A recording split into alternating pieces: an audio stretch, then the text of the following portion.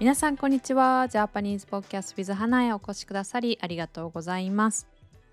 このポッドキャストは日本語を勉強中の方へ向けたポッドキャストで、日本の文化やニュース、また私の個人的な体験だったり経験など、様々なことを日本語でお送りしています。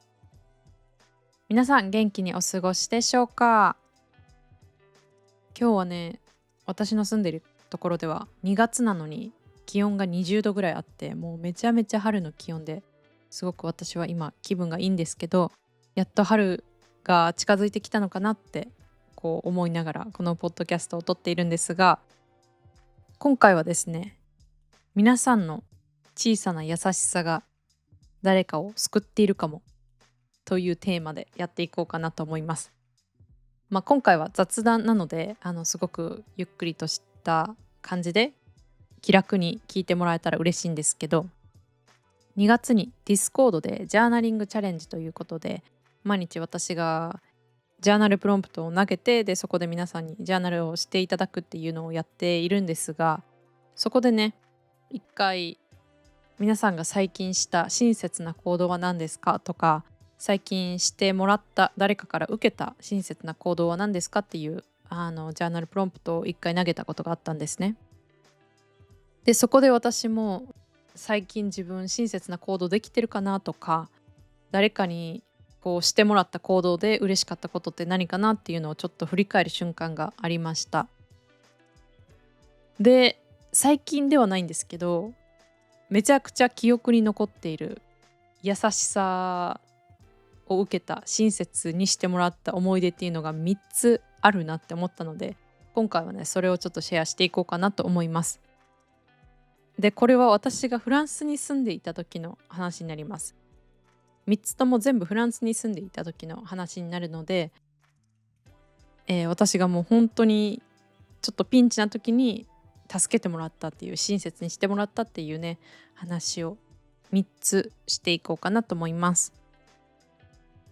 でやっぱり人に親切にするっていうのはすごく勇気もいるし、もしかしたら一度手伝うことですごく時間がかかることかもしれないし、必ずしも毎日毎日何か誰かのために行動できているかって聞かれたらそうではないって私も思ってしまうし、そういう方もいるかもしれないんですけど、日々の中でちょっと自分の心に余裕がある時に誰かに親切にすることができれば、この世界がちょっとだけでも平和になっていくんじゃないかな、幸せって思う人が増えていくんじゃないかなって最近思ったりもしました。ってことで、私の思い出雑談をしていこうかなと思います。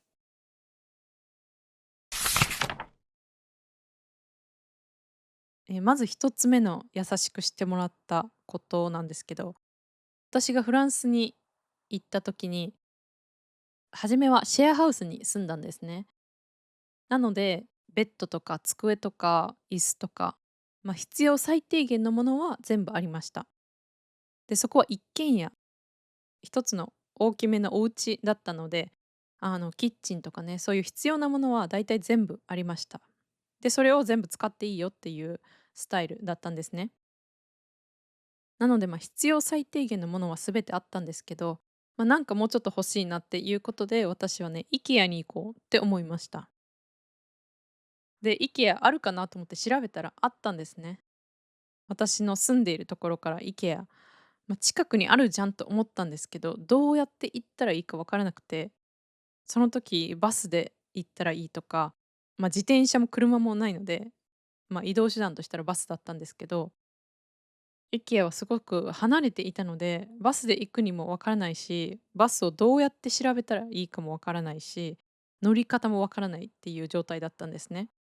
で、それはフランスに着いて多分2日目とか3日目ぐらいだったので、もう本当に何もわからない状態でした。で、歩いて行ったら何分ぐらいかかるかなと思って調べたら、1時間半とか、そのぐらいだったと思います。それは言い過ぎかもしれないけど、1時間ぐらいはかかったと思います。で、そのマップを見て、1時間ぐらいやったら歩けるかと思って、私は1時間歩いていくことにしました。で、行きはね、もちろん荷物も何もないので、1時間歩いて行けるわと思って歩くんですけど、なんか歩道っていう歩く専用の道路ありますよね。車が走っているところではなくて、人が歩くの、専用の道があるんですけど、そういう道がね、全然なかったんですよ。私が住んでいた場所からその IKEA に行くまでに、もう車がバンバン通ってるような、車しか通れないような道しかなくて、ここほんまに通っていいんかなみたいな。その時は車が多いわけではなかったので、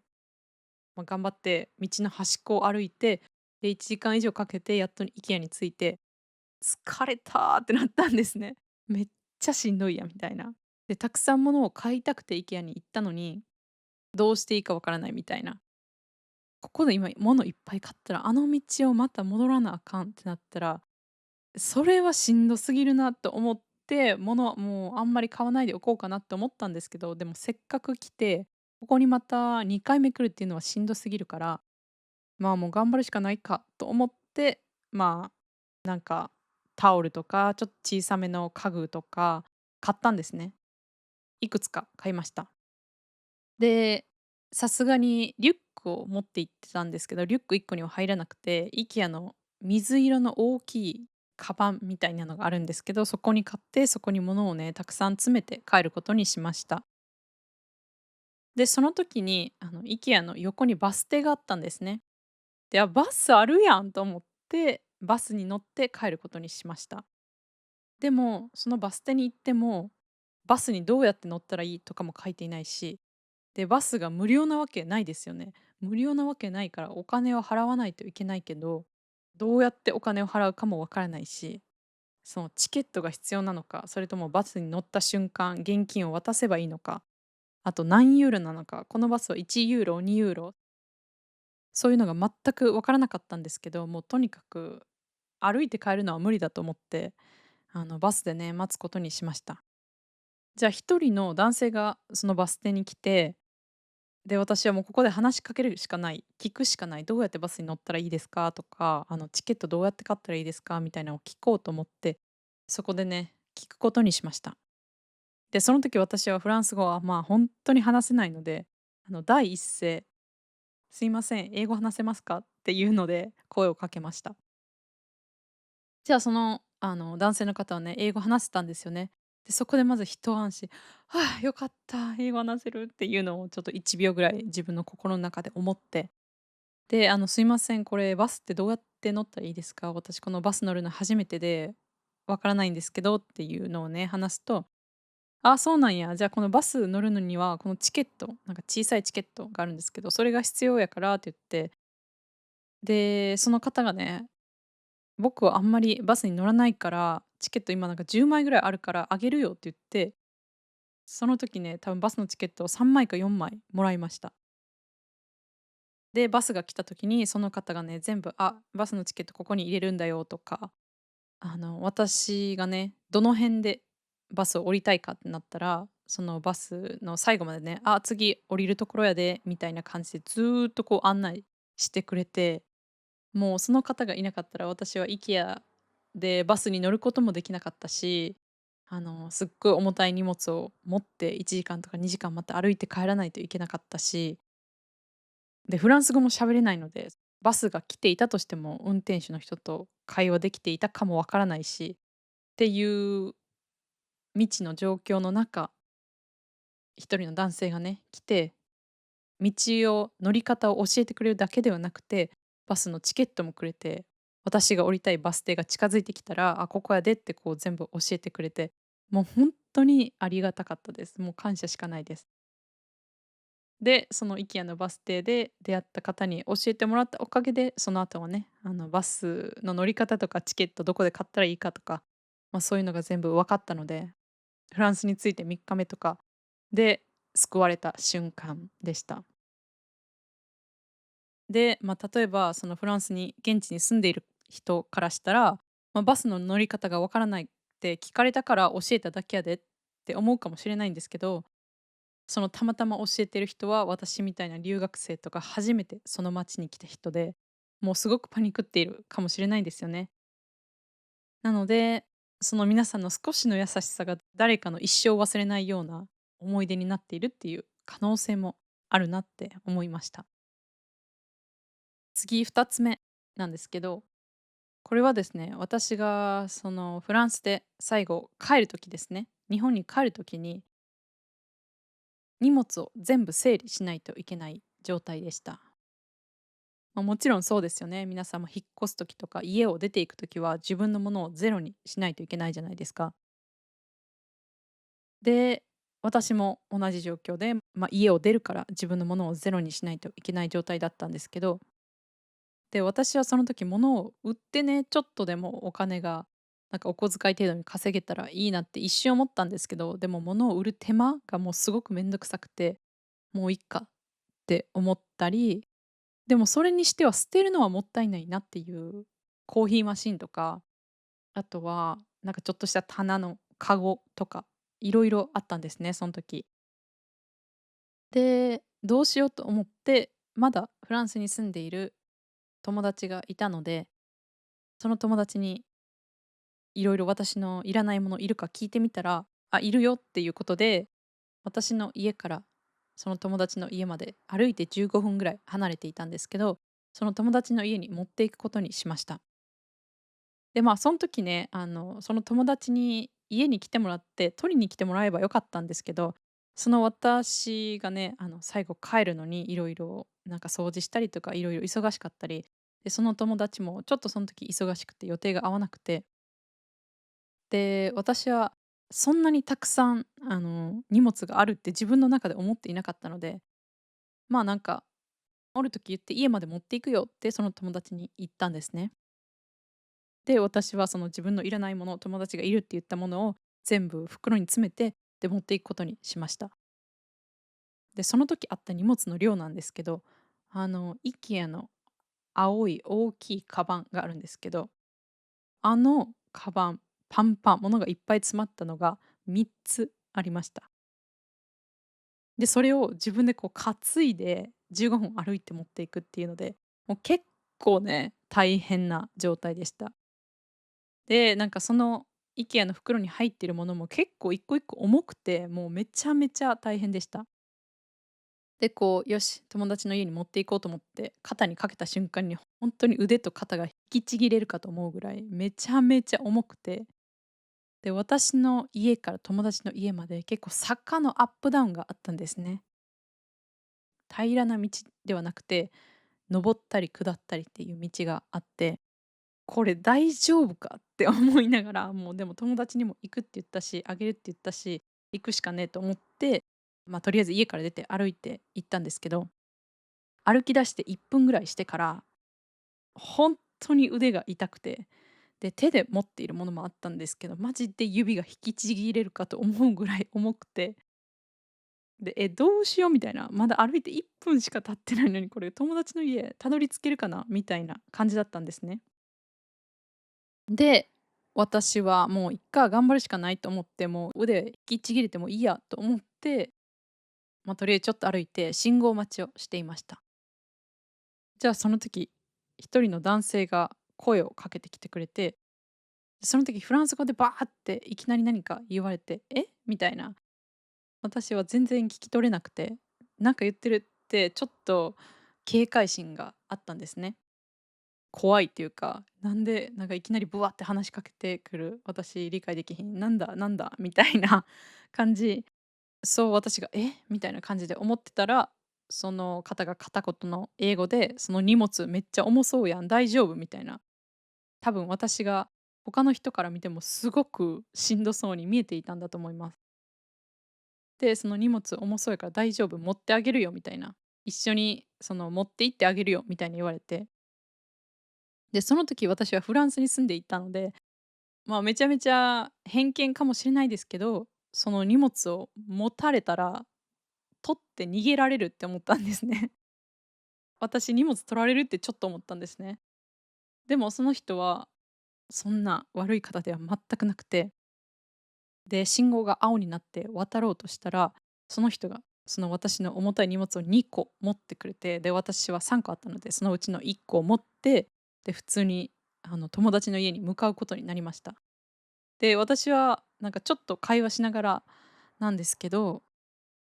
最後までね、この人荷物持ってどっか逃げるんちゃうかなって、ちょっとした警戒心はずっとあったんですけど、その後重い荷物を持って多分10分以上歩いて、その友達の家に着いたら、その荷物を私に渡してくれて、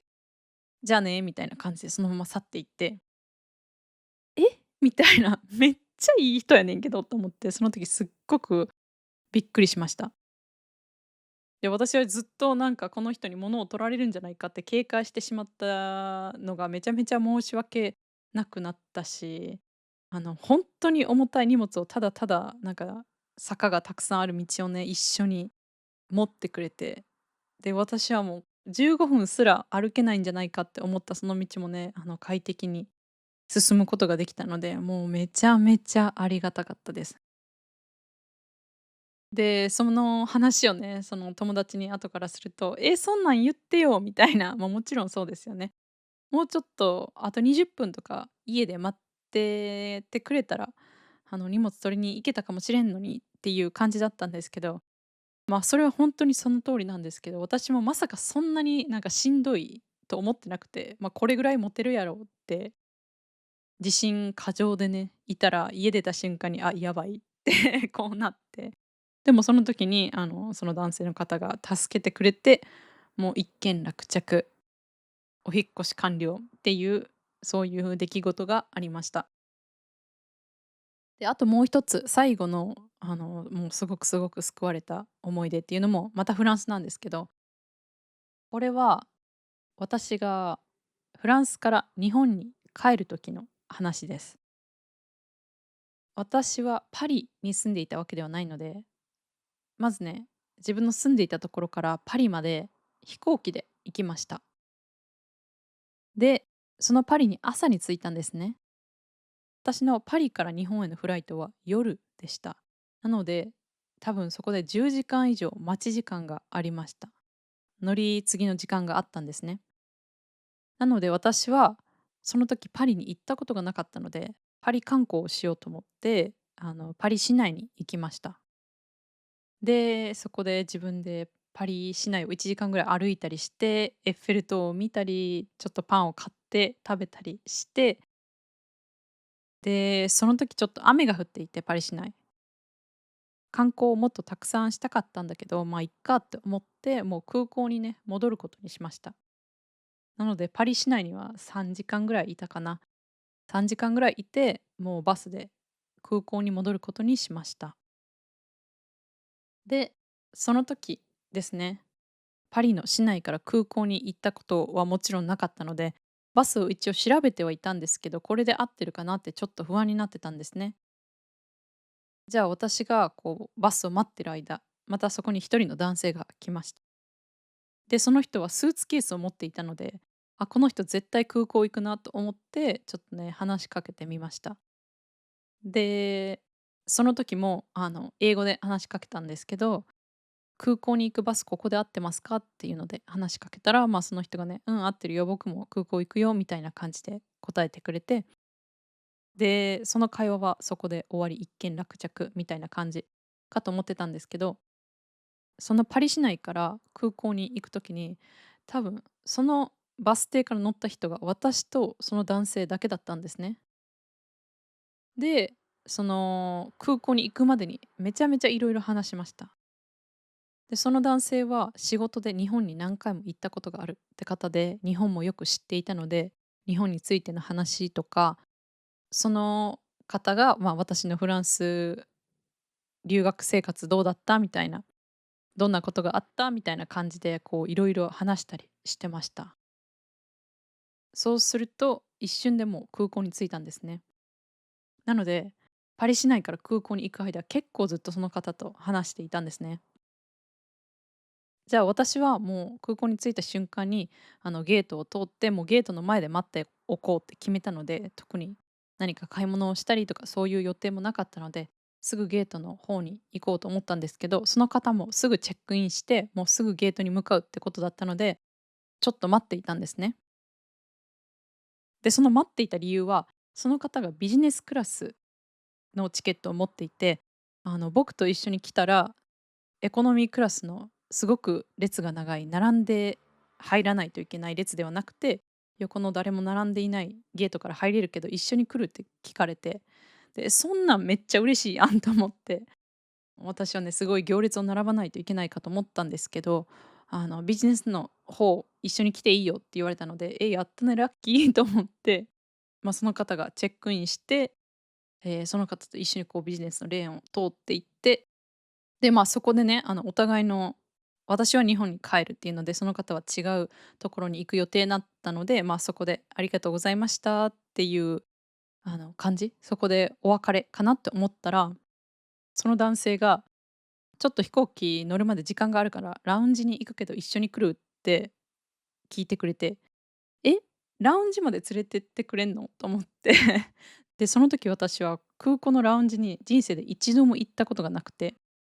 どういうシステムかもわからないし、でもお金は絶対払わないといけないなって思ったんだけど、1回ぐらい行ってみるかと思って、その方と一緒に行くことにしました。じゃあ、その方の持ってたチケットが、その1人は無料で連れてきていいみたいな感じなのかどうかはちょっとわからないんですけど、私はね、お金を払うこともなく、一緒に行って、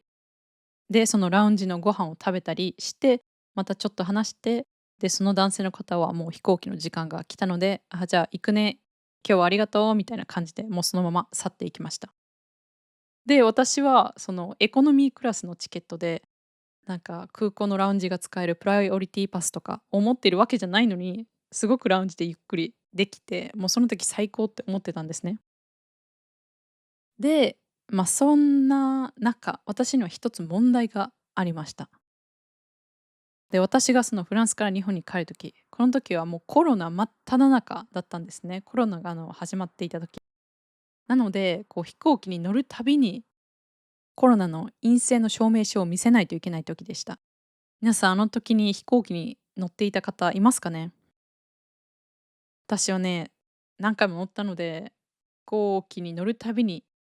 テストをしてから48時間以内とか、テストをしてから70何時間以内、ちょっと忘れたんですけど、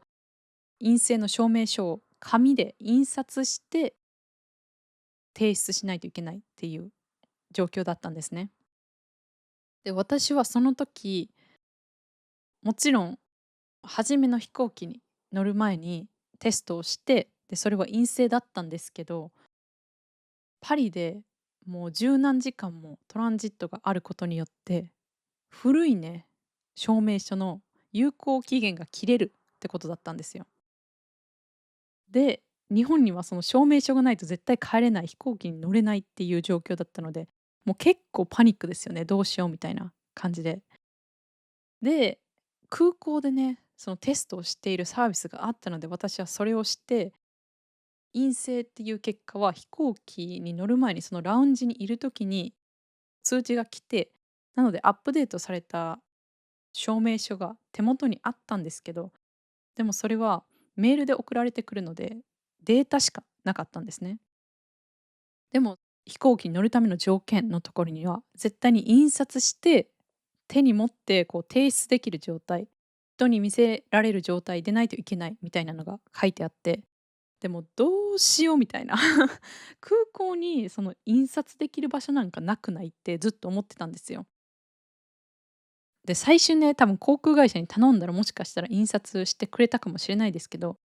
でもその個人のね、なんか状況を全て飲んでいたら、そんな航空会社の人もめちゃくちゃ忙しいと思うので、これどうしたらいいんやみたいな。で、マップで調べて、その印刷機が空港にあるかとかも調べたんですけど、分からんし、あったかもしれないんですけど、私には探せなくて、全然分からなくて。で、ランジにいる間一人でもうどうしようみたいな、飛行機乗れるかなっていうので、もうすごく心臓がドキドキしていました。で、その時にパッて思って、え、今私ラウンジにおるやんみたいな。ラウンジってことは、なんかちょっと普段では難しいお願いみたいなのも聞いてくれそうじゃないって思ったんですよ。で、そのラウンジの受付みたいなところに行って、コロナの陰性の証明書を紙に印刷しないといけないんですけど、印刷ってしてもらえますかって聞いたら、「あ、はい、大丈夫ですよ。じゃあ、この E メールアドレスにその書類送ってください」みたいな。「じゃあ、印刷します」みたいな感じで、もう一瞬でその私の問題が解決されて、で、無事ね、紙も印刷してもらえて、飛行機に乗って日本に帰ることができました。で、わからないですけど、もしパリのバス停であの男性に出会ってなかったら、もしそのバスの中でその男性と喋って仲良くなってなかったら、多分このラウンジに来ることはなかったし、で、もしこのラウンジに来ていなかったら、私は印刷したその陰性の証明書がないので、飛行機に乗れていなかったかもしれないしっていうので、もう本当にありがとうございますってその方にね、思った出来事がありました。本当に人生どうなるかわからないなってちょっと思った瞬間だったんですけど、まあね、普通さ、今考えれば、そんなたまたまバス停で出会った人に「あ、ラウンジ行くから一緒に行く？」とか聞かれて、ついていくかどうかってちょっとわかんないんですけど、そん時はね、なんかビジネスレーン通れるラッキーとか、ラウンジ、もうなんか行ってみたいな、行ってみようかなみたいなめっちゃ軽い気持ちだったんですけど、その私がラウンジにいたことによって、無事陰性の証明書を印刷できて、飛行機に乗れて帰れたっていうのでね、もうめちゃめちゃ危なかったっていう出来事がありました。で、その男性の方がラウンジに連れてってくれたその優しさにはもう本当に感謝しています。なので、フランスでね、3回も、もうどうしよう、やばいかもしらんって結構パニックってる状況の中で助けてくれた方がいたので、もう本当に本当に感謝しかないなって思います。例えば私が日本にいて、日本で困っていたとしたら、もちろん日本語は使えるし、周りでね、ちょっと手伝ってとか助けてって言える人もたくさんいるので、私が日本にいたらそんなに困ることはないだろうなと思います。今あった状況を考えると。でも海外にいて言語もわからない、その街のシステムもわからない、バスの乗り方もわからないってなった時に、もう本当にちょっとした優しさ、ちょっとバスの乗り方を教えてくれるとか、道を教えてくれるっていうのがどれだけありがたいことかっていうのがね、本当に心に染みた瞬間がありました。なのでね、例えば観光客の方がたくさんいて、もうバスに乗りたいのに乗れないとか、そう思ってしまう瞬間っていうのも、普段ね、生活していてあるかもしれないんですけど、皆さんがちょっとだけ優しくすることによって、その方たちのもう人生を救うような、そういう出会いというか、そういう思い出になるかもしれないので、毎日毎日ではなくても、少しだけでも、誰かね、他の人を助けたり、少しお手伝いしてあげたりできるような人間になっていきたいなと思いました。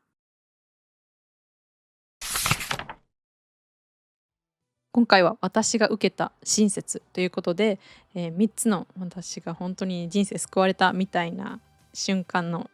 思い出について話してみました。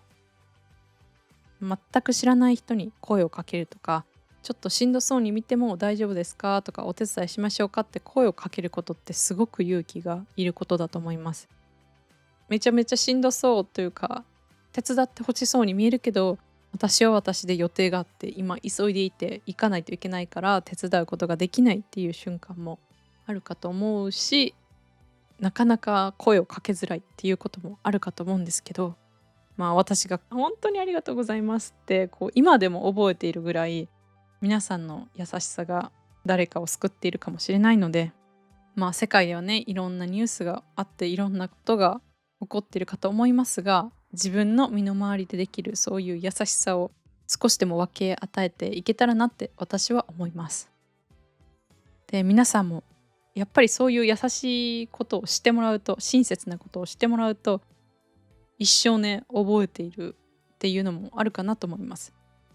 特に海外とか異国の地で言語がわからない時とかにね、そういう優しい人に出会うと、本当に一生忘れないような思い出になるし、自分もそんな方みたいに人に優しくできるような人になろうって思えると思うので、私ももっともっと人に優しくできるような人間心が寛大な大きい人間に成長していけたらなって思いました。では今回はここまでになります。皆さん今回も最後まで聞いてくださり本当にありがとうございました。ではまた次回のエピソードでお会いしましょう。皆さん今日も良い一日をお過ごしください。それでは。